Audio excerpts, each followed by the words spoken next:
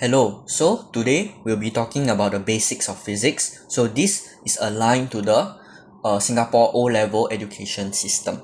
So with the basics of physics, right, we have chapter 1, which is physical quantities, units and measurements. Many students think that this chapter is relatively quite easy, and I would say so myself, but it is also worth to take note of the content inside this chapter, although it is quite quite small. So in this video, we'll be talking about physical quantities, the base quantities, as well as the derived quantities. So in physics, we have physical quantities. So what are physical quantities? Physical quantities are basically quantities, right, that are measured. So take an example, right? If we have a ruler and then we have a apple, sorry, my drawing is not very good, and then we measure this length to be maybe let's just say maybe 20 cm. That's quite irrational, but it's okay. So this is a physical quantity because we measured it. So other than that, when we are stating this, we also have to take note of the two criteria for a physical quantity to work.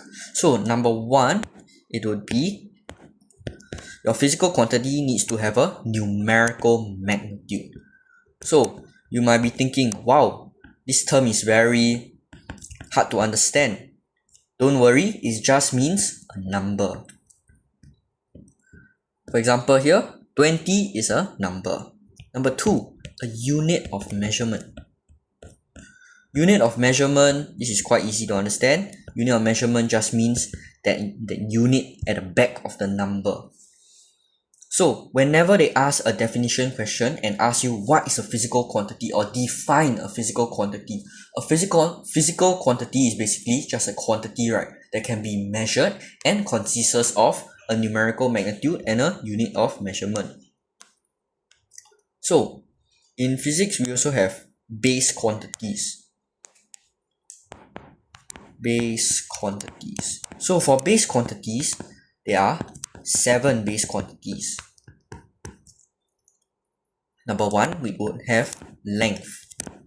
We would have mass, temperature. Some textbooks say thermodynamic temperature. You just have to say temperature. Then next, current, electric current. Then we would have time, amount of substance, and last but not least, you would have luminous intensity. For luminous intensity, it is not really taught in Sec 3, so some teachers may just ignore it. Okay, so now, before I continue, we also have to take note of something called SI units. SI units are basically just the fixed units, right, used for a certain quantity and that is accepted throughout the world. So if, for example, length, the SI unit will be meters. For mass, it is kilograms. Don't ask me who created this or what, because I'm not sure.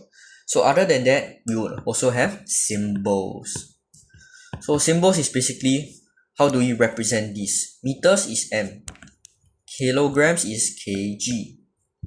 So maybe like 9 kg or 70 meters. So this is how we do the symbols. So now back to this, the base quantities. For length, like I said, is meter, M. Then mass will be kilograms, kg. Temperature will be Kelvin. Take note, it is not degrees Celsius. Current or electric current will be ampere. A. Time, second. S. Amount of substance, you'll learn this in chemistry under mole concept and stoichiometry. So amount of substance will be mole. And the SI unit is, the symbol is MOL, mole. So luminous intensity will be candela. And the symbol will be CD. So now we have derived quantities. So what is a derived quantity? So a derived quantity is basically a quantity, right, that is obtained when we use the base quantities, right, and we combine it together. Such examples will be speed, a moment, force, and so on. So for example, speed, what is the SI unit? Will be meters per second. Moment will be Newton meters. Force is Newton. So let's ignore moment for now because you'll learn that soon. So for speed, it is a derived quantity because there is no such unit, right, like this inside the 7 base quantities. So how do you obtain speed? Is through your best friend, the triangle, this thing. So speed is obtained via distance over time. So distance is just your length. Length is basically meters and time is seconds, resulting in meters per second. So for force you might heard of the famous formula F equals to MA. M is kilograms, so it's kg.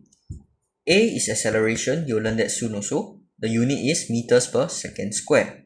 So combining these two together, because this is a multiplication, kg times this. Yeah, so this will be the base unit for force. A lot of students actually do not know that. Yeah. So that will bring us to the end of this lesson. Thank you.